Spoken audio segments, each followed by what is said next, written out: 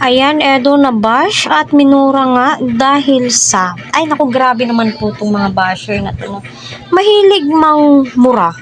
'Di ba? Although di naman po lahat, ano. So, ano nga ba yung dahilan? At kitang-kita naman po natin. Kuya Val sinagot ang bashers. Ay naku, alam niyo sa panahon ngayon, ano, bihira na lamang po yung mga nire-respeto yung mga matatanda. Lalong-lalo na kung yung binabastos ka, 'di ba? Lalong-lalo na sa mga comments, nakakapanggigil ng laman, nakakapanginig ng laman, 'di ba? Correct me if I'm wrong, mga ka-Team Edsi, ano.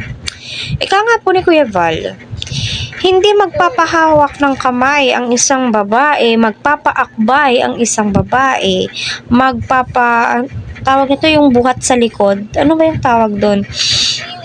Kung hindi po niya gusto ang isang lalaki, which is correct. Ano, ba't naman ako magpapa-holding hands kung wala akong gusto sa'yo? 'Di ba? Bakit naman ako magpapaakbay sa'yo kung ayaw ko sa'yo? 'Di ba? Inamin na nga po ni Viancy noon pa na crush niya itong si Edo.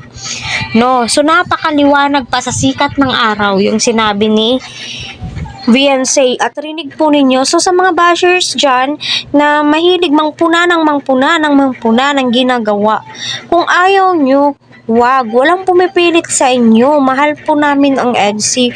Sinusuportahan po namin ang EDSI. It's up na din po sa inyo kung ayaw nyo sumuporta.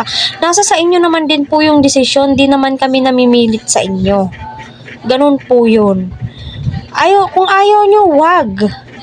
Walang maraming salita. Walang maraming dada.